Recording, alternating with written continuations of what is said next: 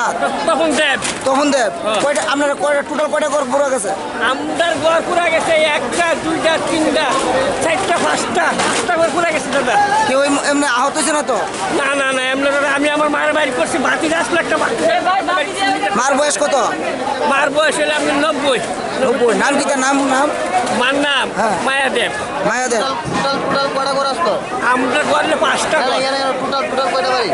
এখানে মানে বাড়ির লগা আমরা একটা আরেকটা করতে পারতেছি না 2 মিনিটের মধ্যে এসে বলবো। কিভাবে লাগছে কয়টা রেন্ডি কিছু কইতে পারতেছি না আমার শুরু হয়ে গেছে ম্যাচটা আগুন আমার ঘর করে দৌড় দেশে আমি এসে গ্যাসটা বাইর করে রেখেছি আর আমার মার দিকে আমরা বাইর কিছু করতে না বাতি একটা আমরা শহীদ ক্ষুদ্র আমি মিডিয়াম স্কুলে পড়ে এতে পড়েন 8 না 9 পরে আমি অনেক কিছু করতে পারতেছি না আমিও হারে কেউ বাইর করতে না কিছু মানে মুখ কোথায় তারাবাড়ির থেকে আগুনটা লাগছে? তারাবাড়িতে আগুনটা লাগছে ওই তো আর কইতাছি তো তারাবাড়িতে ডেলি 100 রিক্সা ভাড়া এবং টম ভাড়া অটো ভাড়া কারেন্ট দিয়ে দিয়ে হুক লাইন দিয়ে দিয়েছে একবার আগুন লাগছে তারা কিছু করছে না তারা একবার কইছি আগে তোর আগুনটা লাগছে তারপর কইছি তোরাই মনে করিস না তো তারা ব্রহ্মা পূজা করছে দূরে করছে কিন্তু কোনো কিছু করছে না আর কিছু আজকে এইটা লাগে কেডা দায়ী আপনি মনে করেন?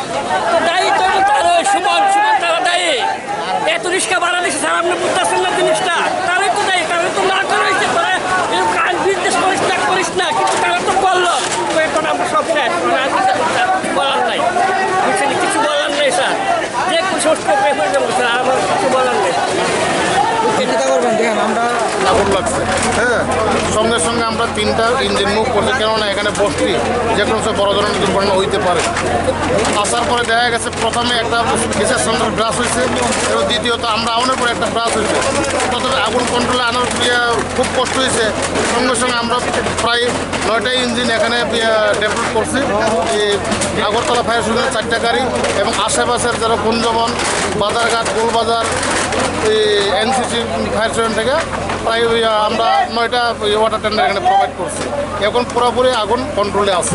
কয় ঘন্টা সময় লাগবে স্যার?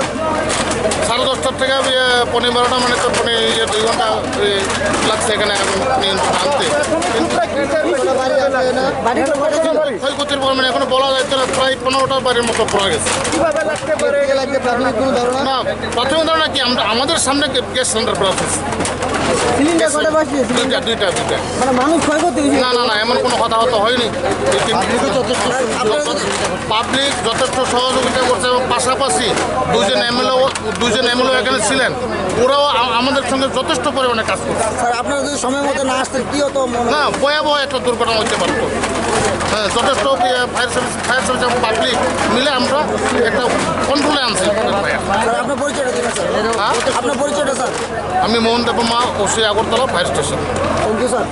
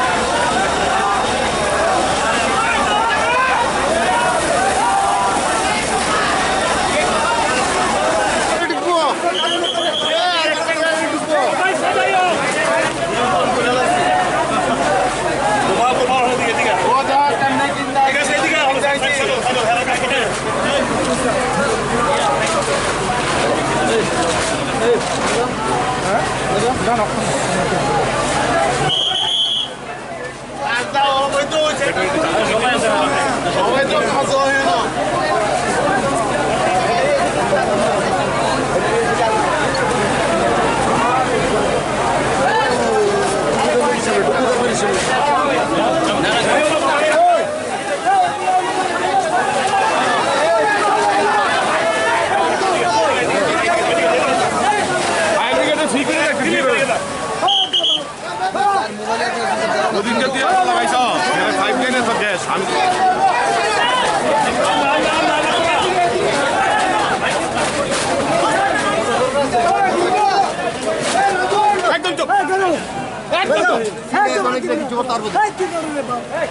টমটমের একটা বাড়ি থেকে বোধহয় চার্জিং চলছিল, তো এগুলো হয়তো বা শর্ট সার্কিটে ব্যাটারিগুলো কাস্ট ফাস্ট করেছে, যে কোনো একটা কারণেই হোক, এর থেকে আগুনটা হঠাৎ করে ছড়িয়ে পড়েছে। খুব গিঞ্জি এলাকা, বস্তি এলাকা, তো স্বাভাবিক এক গা ঘেঁষে ঘেঁষে বাড়িঘরগুলো এবং সব মোটামুটি কাঁচা বাড়ি বলা চলে, বাঁশ, টিনের ঘর, মাটির ঘর, বেশ কিছু পরিবারের ভীষণ ক্ষতিগ্রস্ত হয়েছে, আচমকা ছড়িয়ে পড়েছে আগুন।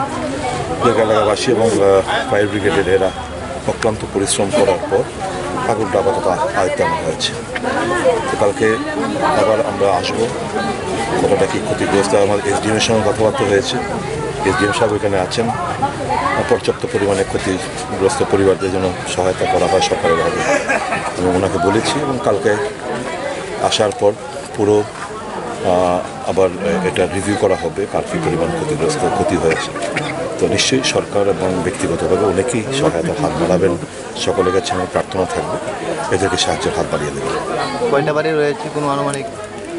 এখনও দেখুন, আগুন এখনও